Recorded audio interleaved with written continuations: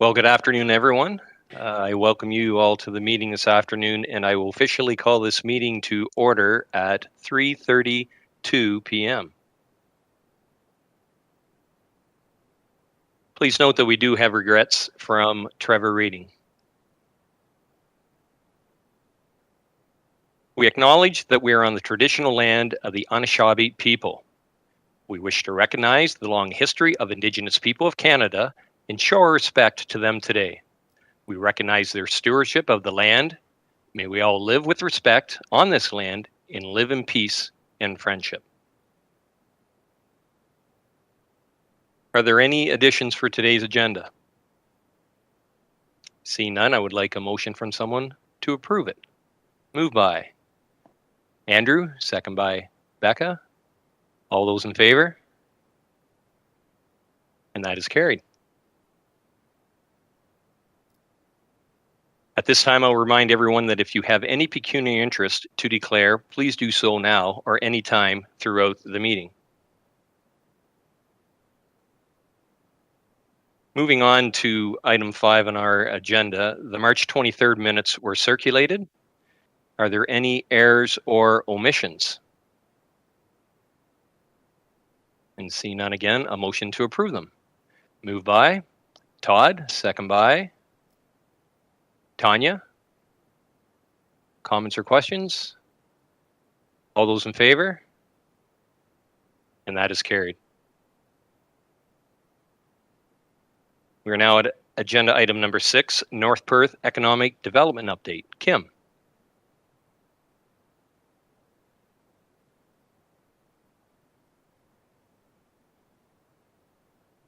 Can't hear you, Kim.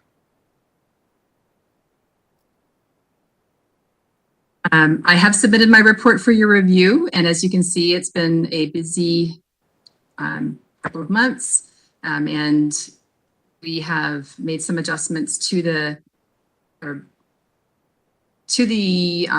report, including information from the last meeting as well. So in particular, the facade program is continuing to progress.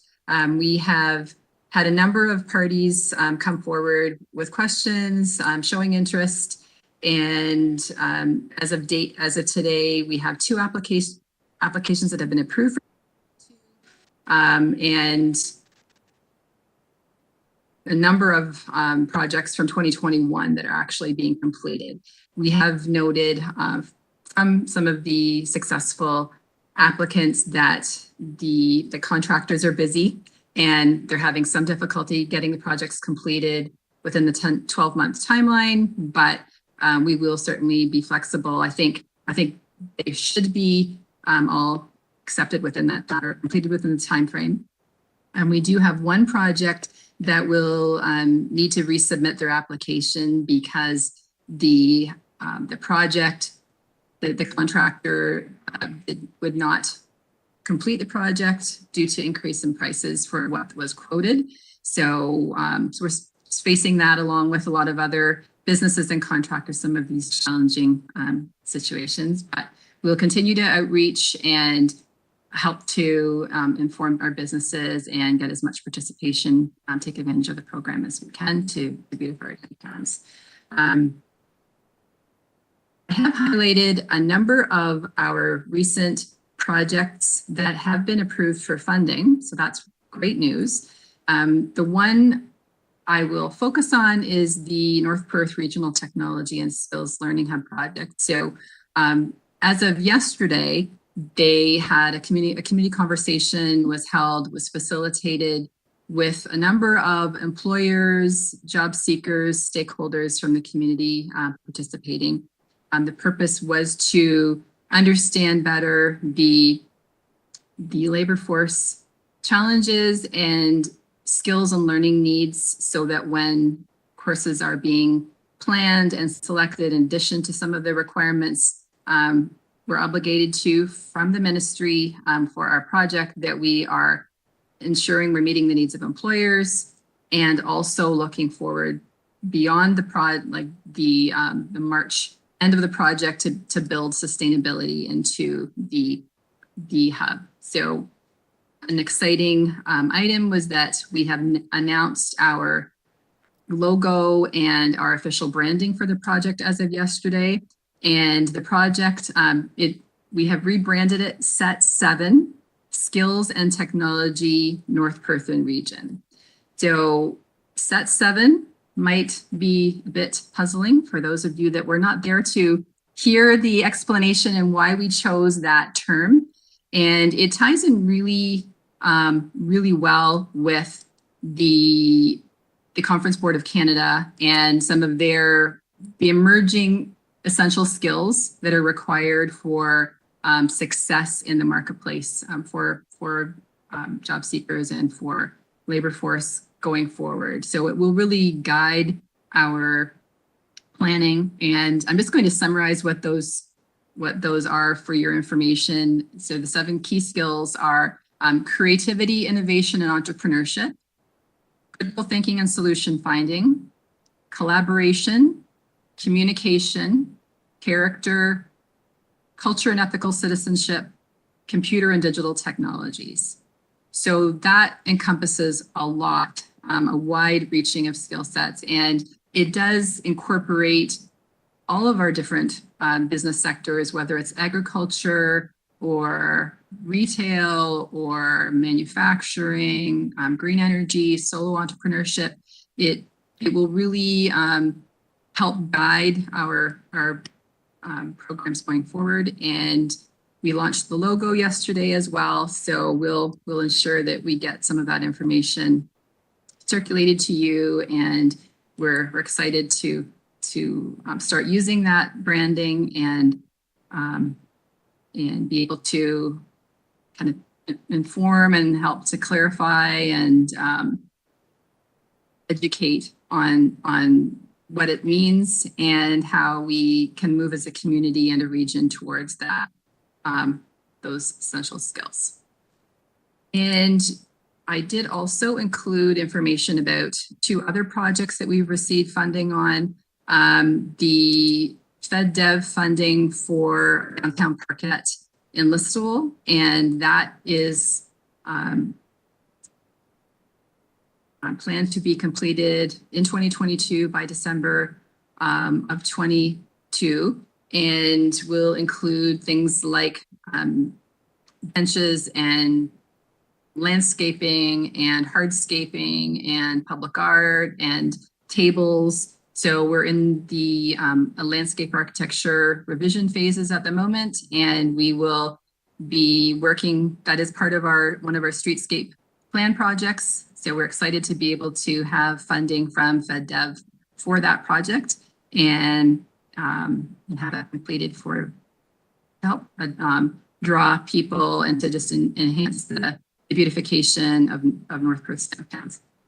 The second project, there is also the Moncton G2G trailhead. That was a RED program that has been approved, and it's also going to be, it's a partnered project with the G2G, and we will be working on that this year as well with another completion date for December 2022. So any questions? I'm happy to elaborate or answer any questions that you might have on any of those items. Thank you for your report, Kim. At this time, I'll entertain any questions or comments that any of you have at this time. Mr. Chair, I'll maybe ask where the, where exactly in North Perth the, what she talked about first, the beautification project is going to be, where exactly is that going to be? So the Parkette, you mean? Yes. The Parkette. So that's actually going to be located on Main Street in Listowel, on the municipal parking lot between PD Bank and Warden Upton Grove. So right now, there was a pilot project there last year. It's going to be slightly, it was kind of long along the lengthwise of the TD building last year, but it will be more visible with trees and shrubbery and landscaping more along the street front, and that's Okay, that's the plan. So right in downtown Listowel, and in an area where there isn't a lot of greenery and beautification currently. Nice, thank you. Perfect.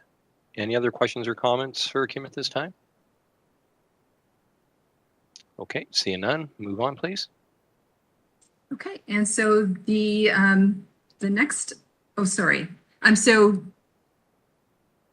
the next item on the agenda is that we had a request from the BIA.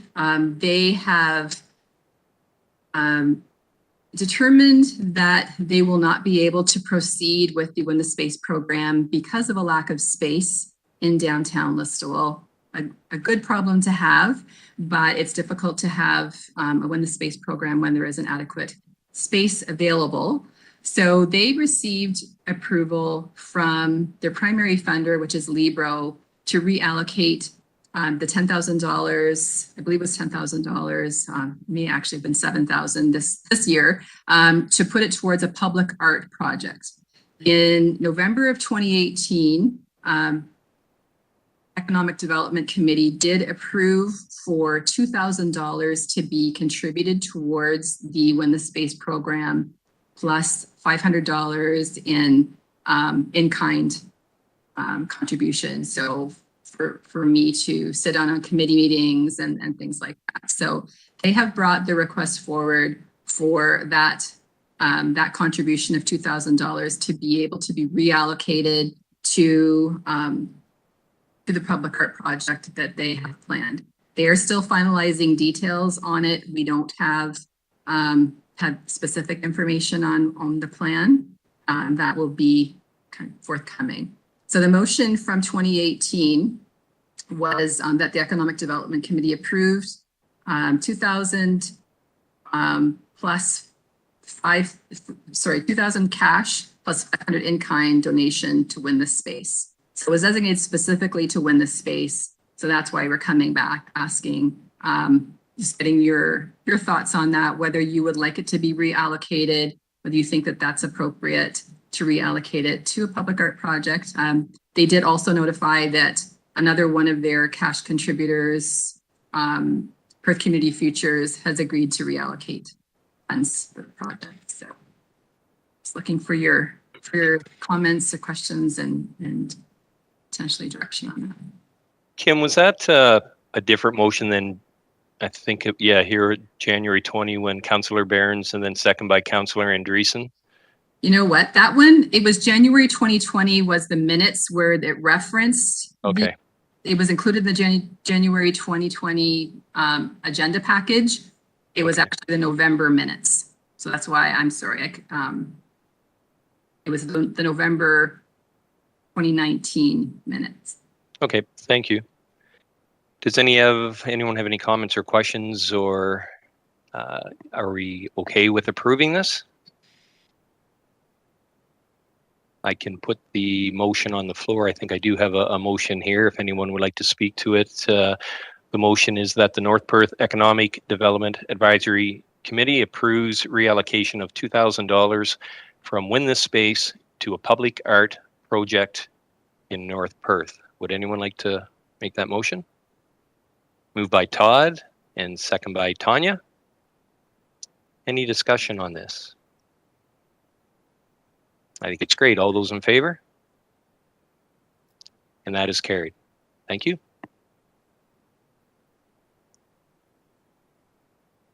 Any other questions or comments for Kim before we move on? Thank you, Kim, for your report. And if anyone does, you can catch her offline at any time, I'm sure. Moving on to our agenda, agenda 7, item 7, Perth County Economic Development Update. Justin Diaz, unfortunately, and I don't think he has signed on. Justin is, pardon me? Oh, he's logged in there. Just saw him come off mute. Oh, so okay. He is able to comment. Perfect. Welcome, Justin. Hi there. Yeah, I apologize. I'll have my camera off today. I mentioned I tweaked my back and am in a comfortable position, but not altogether professional. So I will be doing this with just audio today.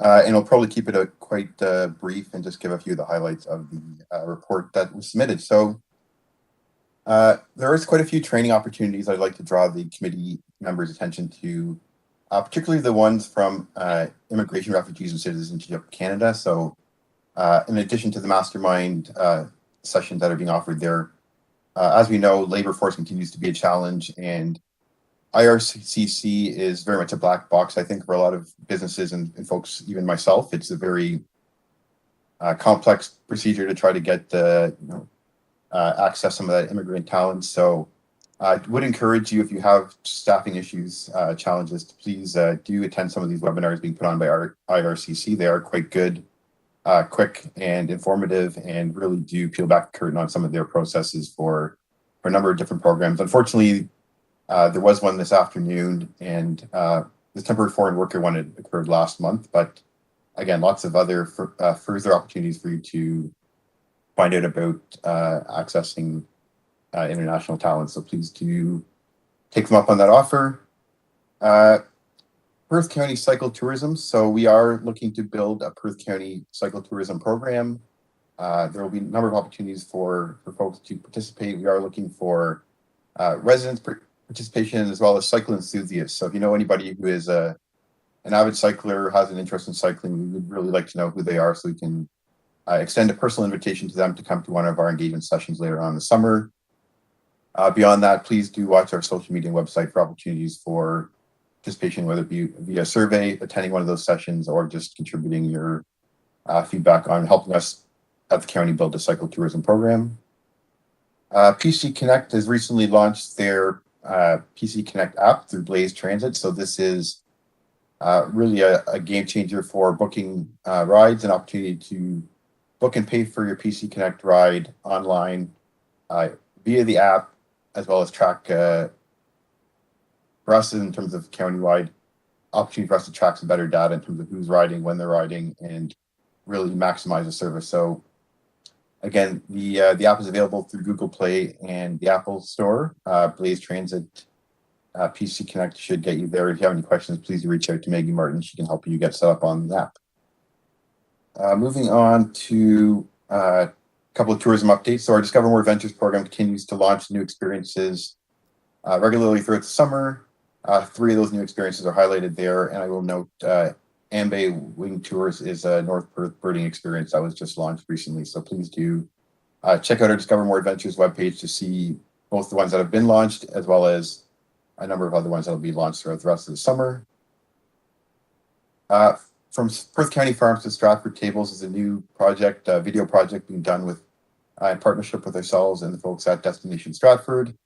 Really an opportunity to showcase the bounty that is grown here in Perth County and served on Stratford tables as well as tables across the region. So please do watch out for those videos. Great opportunity to see how what's grown here in Perth County again makes it to our tables. And then just a couple more updates. I'll skip over the next one, but we skip to the very end. Our Digital Main Street Digital Service Squad is being relaunched. So we were successful in securing some more funding for this position. So we now have onboarded our latest Digital Service Squad team member, Ricky, who will be out in the community from now until March 31st, 2024.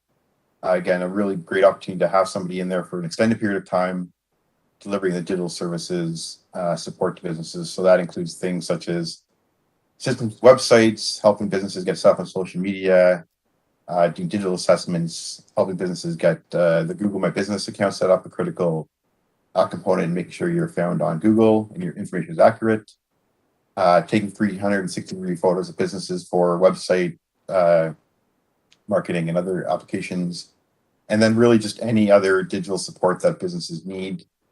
And I should also mention in helping businesses apply for the digital transformation grant. So it's again, $2,500 grant to get access to professional digital services to help you create and implement a digital transformation plan for your business. So really excited to have Ricky back on the scene as our digital service squad full-time person in the field, and look forward to helping him get out in the community and meet with your businesses And then finally, just a note in terms of staffing, we had 2 weddings in our department over the last month. Ashley Brocklebank is now Ashley Lansink, our tourism officer, and I guess I misspoke earlier in my comments. Maggie Martin is now Maggie Kerr, our transportation coordinator. So congratulations to them, and that concludes my brief update. So I would welcome any questions at this time. Thank you, Justin. And again, I will entertain any comments or questions for Justin from any of you. All right, well, Mr. Chair, I'll maybe touch on what was discussed. I think it was in January at the meeting about housing for people that work within our community. I had a meeting with our new MPP at Grey Ridge Grading Station today, and I found it interesting that it was brought up that a lot of folks that live in our community, I heard that our population has grown significantly since the last census, which is good. But they've found that a lot of folks that live in our community are working in the cities, and the people that work in the cities are getting bused to our communities to work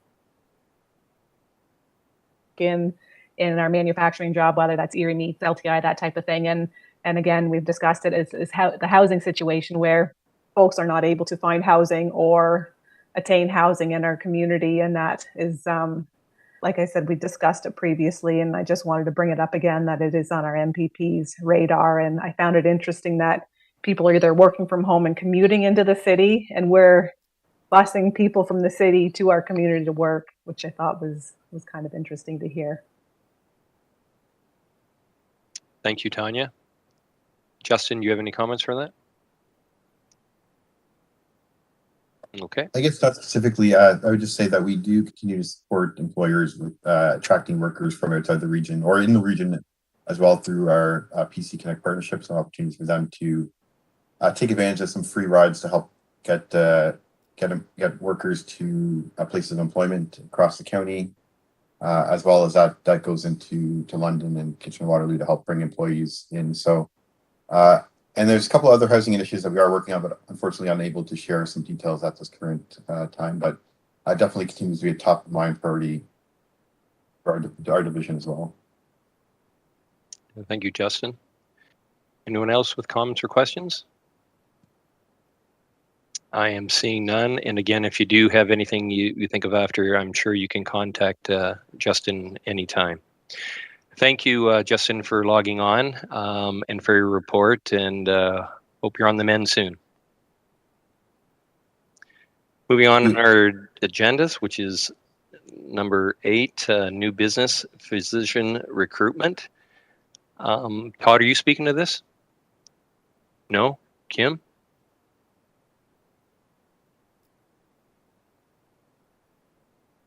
I think, yeah, I was expecting for Mayor Kasenberg, he had brought forward a request to discuss physician recruitment. So we just thought that you might have some items that you would like to share, and then we can pursue further if that is the direction of the committee. Fair enough. If I may, then certainly, we've continued to track the efforts of the community, including, of course, the community of physicians itself, and a dedicated staff member who works with the Listowel Wingham Hospital Alliance to engage with healthcare professionals and bring them to our community. I think it's fair to say that in recent conversations, both with that recruitment officer and with Mr. Ellis at the hospital, that there are some concerns that are beginning to loom in our future. I don't think it's in any way really different.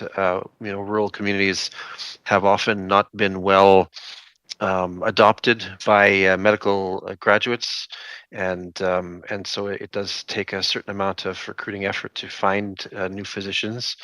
But it's clear from recent signals sent from some of the stakeholders close to the issue that we will face even more pressure over the next 5-year window, with several retirements expected at the Listowel Clinic, and at this point, very hard to predict whether there are replacements coming in. So the concern remains very real. There are still a good number of patients who have not rostered with a physician in our community.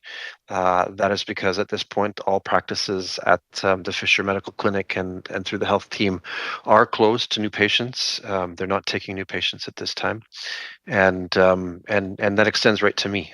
My physician is in Kitchener, which is an interesting commentary on the strength and difficulty of this issue.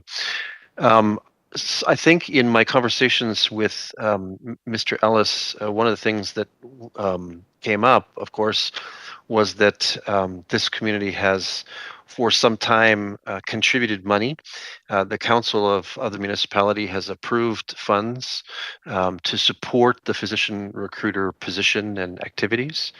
And yet I think and Kim, you can help me here, I think in 2012, when that may have been implemented, the amount that we allocated at that time was $10,000 to the effort, and that amount hasn't budged since 2012. Here we are 10 years later.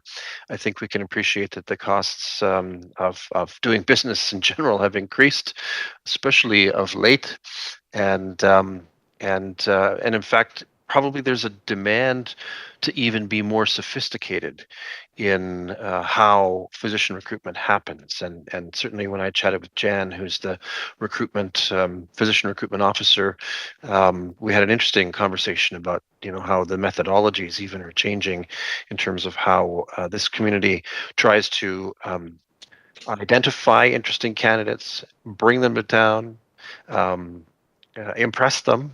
Maybe that's the right term to use, and try to solicit their longer-term commitment. So, I think the question is of interest to us at this point in time, as to whether you think the community would be approving of increasing that contribution to the effort, the financial contribution.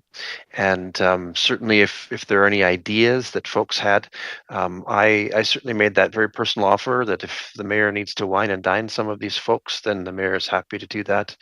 And they might be dining on pizza, but happy to have the encounters with potential physicians to locate here. We think we have lots to offer.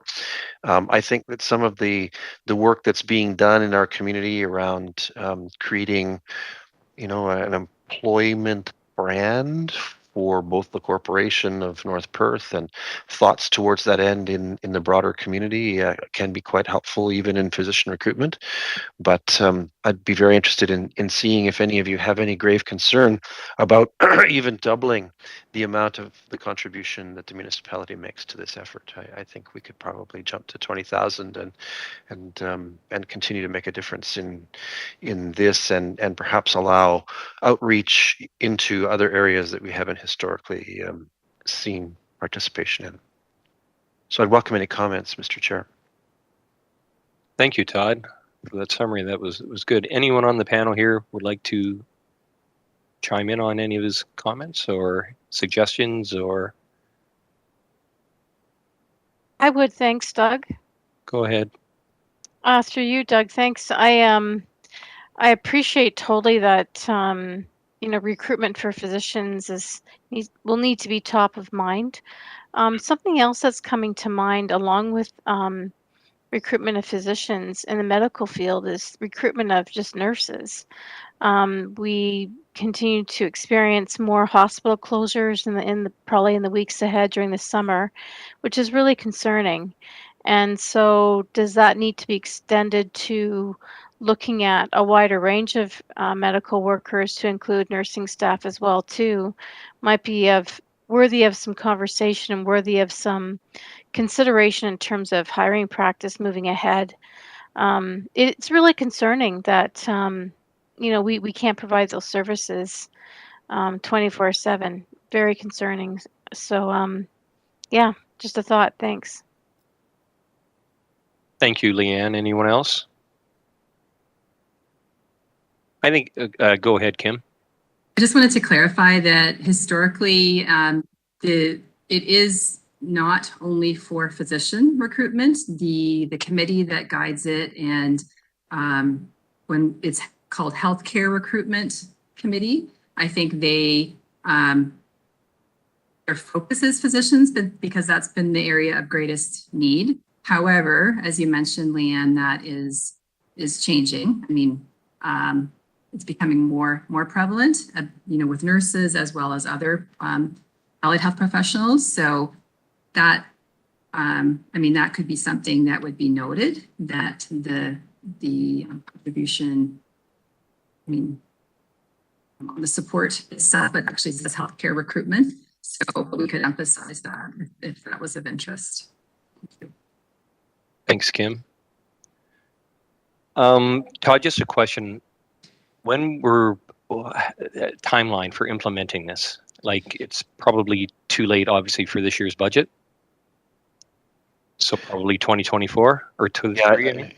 Yeah, I think so too. I think, of course, council always has at its discretion the ability to issue a budget amendment, but I'm not sure that that's the request at this point. I think it's just, would we consider increasing that in our estimates for the 2023 budget? That's how I view it. Okay. I'm happy that you brought it up and fully support it. I think what I'd like to do, if it's okay with everyone, being it just come up today, how about we all give it some thought, defer this conversation until the September 21st meeting. We can add it to the agenda and it'll give us more time to digest it, and maybe other things will come up. Are you okay with that, Todd? Oh, absolutely. And I think it might be prudent for us, for the sake of the advisory committee's insight, maybe we can invite Mr. Ellis or the physician recruiter to the next meeting to give us a little bit of insight into their activities, because it is quite interesting to hear what they're doing and how that has shifted from 2012 when we first started funding this. I think that's a great idea as well. Is anyone opposed to inviting Carl to the next meeting? I'm seeing none, so that's what we'll do. Okay, Todd, thank you for bringing that forward, and we'll put that on the next agenda for sure. Okay, thank you. Moving on to agenda item number 9, NP EDAC topic results summary. Okay, so as you all are aware, out of the prioritization process with the advisory committee, we've been reviewing the areas of priority that were identified by the advisory committee. So we've been talking over the past number of months, or number of meetings, about the top 4 items that have been discussed. We have come to realize, though, that in order for us to follow, or the advisory committee to follow through on the on making recommendations to council, that we need to kind of redirect our efforts to have that be done in time before the end of the council term. So we have compiled all of the comments thus far. We are missing the last one, which was specifically about labor attraction and retention. I think some of the items may already have been covered under youth attraction and retention in the discussion. So I think at this point, we were just hoping for there to be a discussion about, what, if there were any priorities that stood out to the committee. Are there any items that, maybe 2 items that you would like us to take forward? Because we really, as an advisory committee, we need to have council approval before we focus on those areas. And that's what we're hoping to have right now, some discussion to that. Thank you, Kim. Would anyone like to start with this conversation? Go ahead, Becca.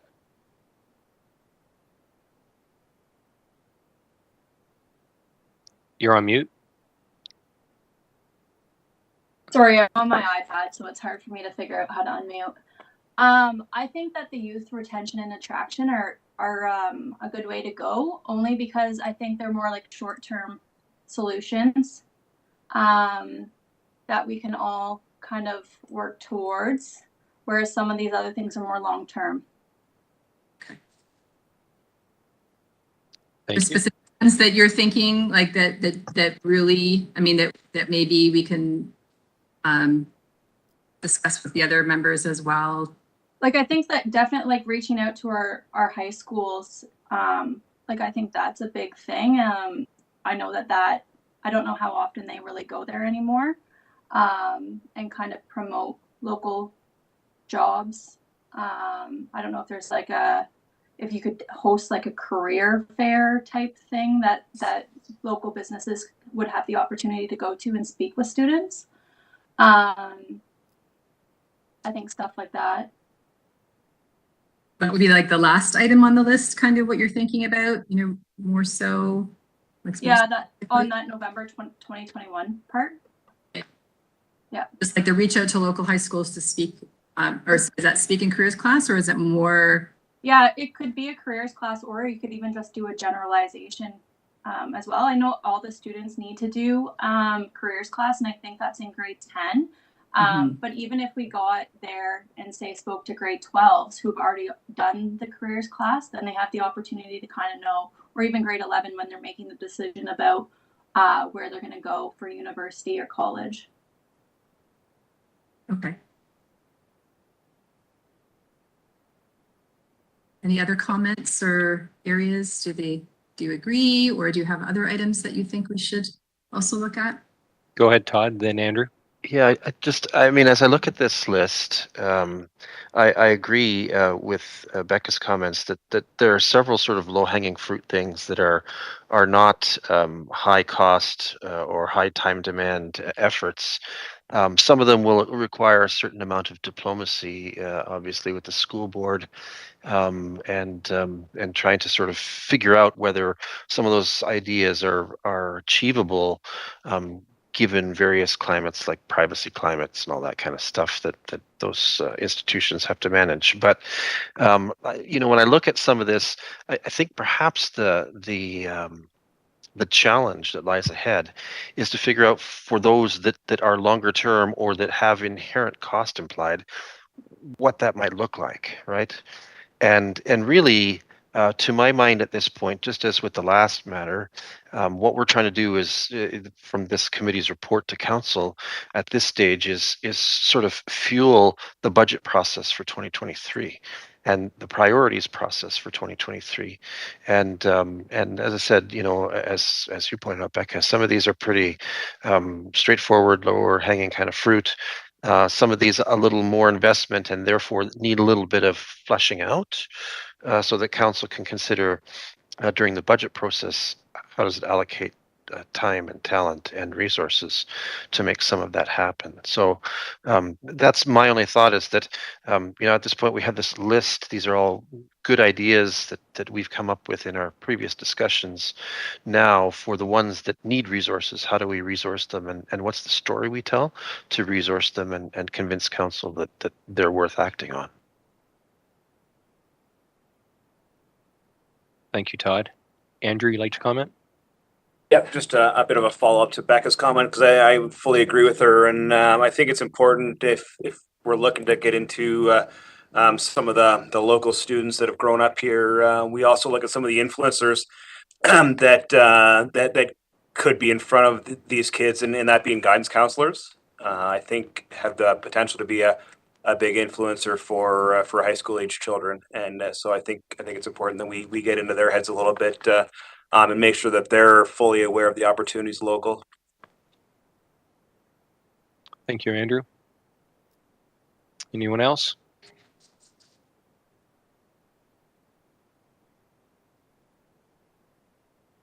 Seeing nothing at this time. Kim?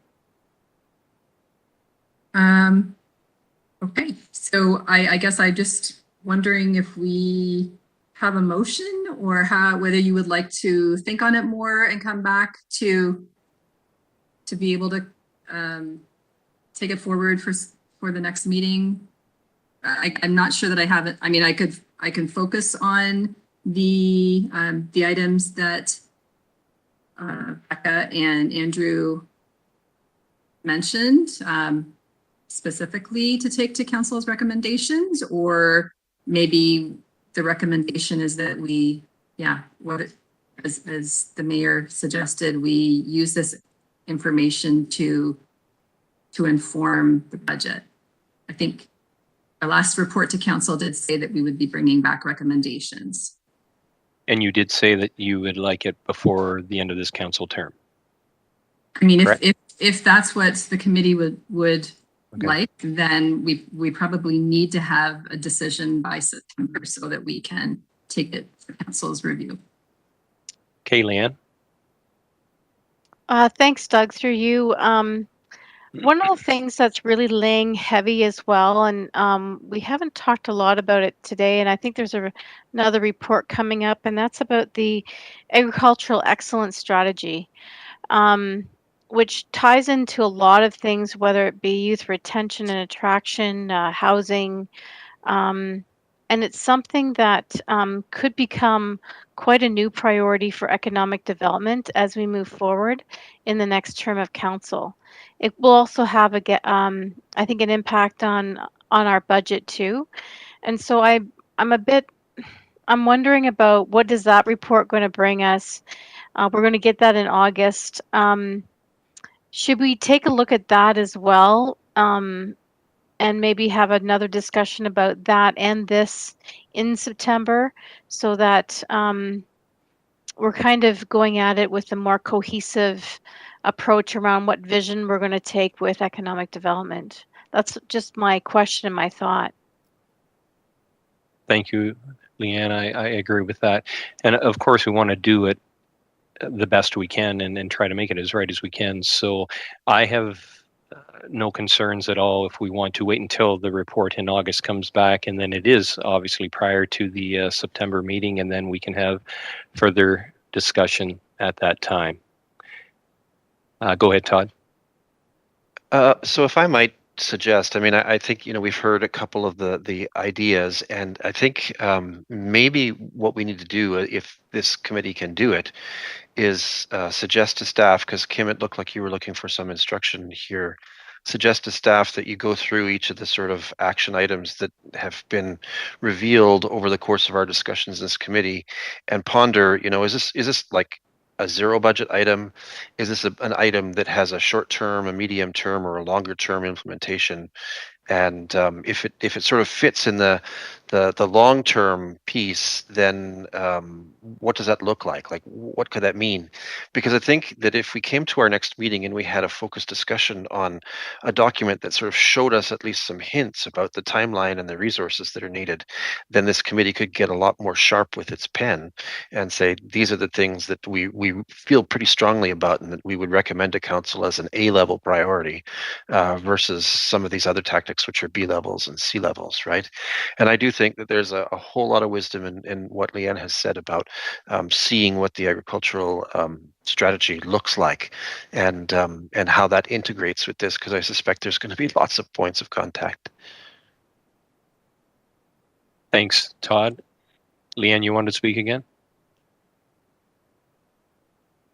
Thanks, Doug. I was just wondering about that next meeting, because I think it warrants some very heavy discussion and thought around what that report and even what we've gathered together with our discussions all along this term would combine in terms of providing some advice to council. And I'm just worried that a 1 hour meeting, I know people have to invest time, but it's going to be a lot of heavy information to kind of go through together, and would warrant some great deal of solid discussion.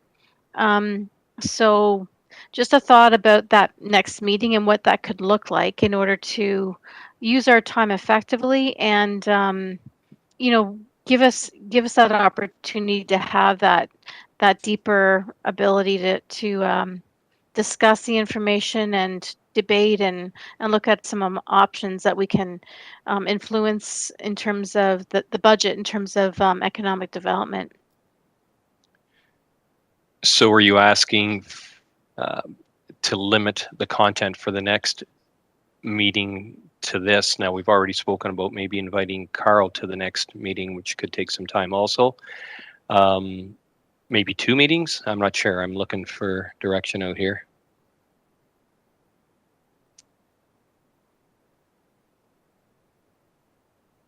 Go ahead, Todd.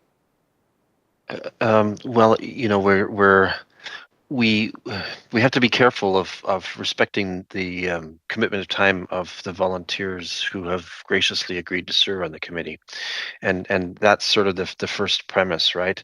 But I see where Leanne's coming from, and it almost feels like, given the sort of alignment, the forthcoming of the agricultural plan and this document may be fleshed a little bit further out with regards to understanding the timing and sequencing and resources of some of the actions, that a workshop wouldn't be a bad idea.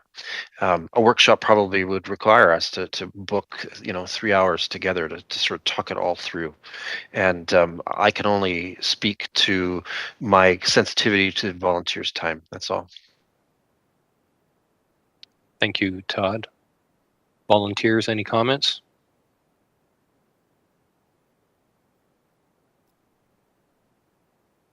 Time restraints? Go ahead, Andrew. Yeah, just regarding the time, I very much appreciate the respect for our time, and speaking for myself, I expect I can fit in a 3 hour session if the committee deemed it worthwhile, and I would certainly be there and certainly supportive of it. Okay, thank you. Tanya I agree too.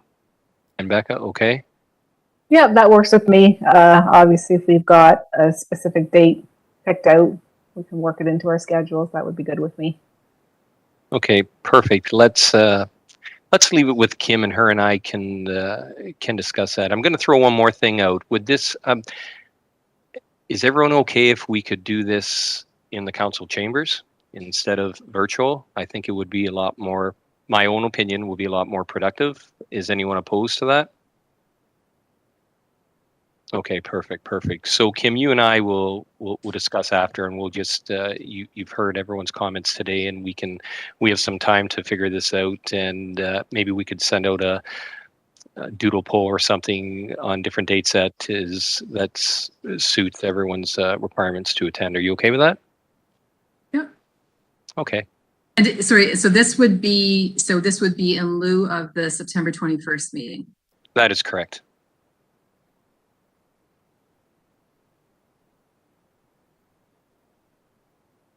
Okay. You have the direction. Thank you very much.